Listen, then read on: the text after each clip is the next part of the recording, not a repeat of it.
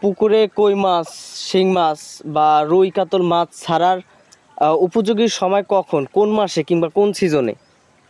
কই মাছ, শিং মাছ ছাড়ার উপযোগী পহেলা ফাল্গুনে ছাড়লে, ফাল্গুনে ছাড়লে সবচেয়ে ভালো হয়। ফাল্গুনের 15টাতে ফাল্গুনের শেষে শেষ পাওয়া যায়, যেমন কি পয়লা ফাল্গুন পাওয়া যায় না, 15তে ফাল্গুনে বা ফাল্গুনের শেষ, এরকম ওইটাই মানে উপযুক্ত বেশি ফাল্গুন মাসে।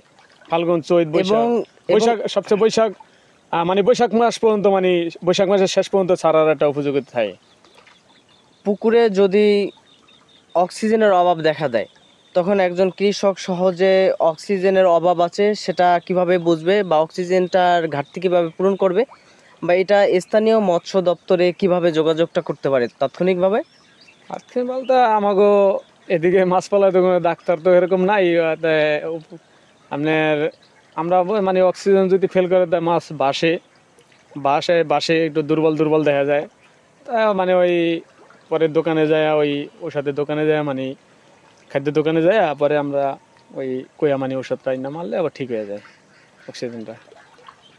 কই মাছ, শিং মাছ, রুই কাতল, সিলভার এই ধরনের মাছ চাষের জন্য যারা আগ্রহী হয় কিংবা নতুন উদ্যোক্তা, তাদের তারা কোন বিষয়ের প্রতি খেয়াল রাখতে পারে, বা তারা এখানে এই সেক্টরে আসার পূর্বে কোন কোন বিষয়ে খেয়াল রাখতে পারে তারা?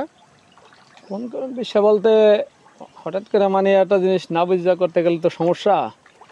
তাই দেখা যাচ্ছে হয়তো বাংলা মাছ করলে একটু এটা নিরাপত্তা চাষ, যেমন কি কোনো রিস্ক নেই। আর আপনার এই যে কই, শিং এগুলা করলে একটা রিস্ক আছে। রিস্ক দেখা যাচ্ছে হঠাৎ করে পাল্টাছে হঠাৎ করে এখানে একবারে মানে মাছ মারা যাইতেছে। ঠিক আছে, এরকম মানে এগুলো ব্যবসাও বেশি, রিস্কও বেশি। আর বাংলা মাছ যেমন কি একটু রিস্কটা একটু কমায়।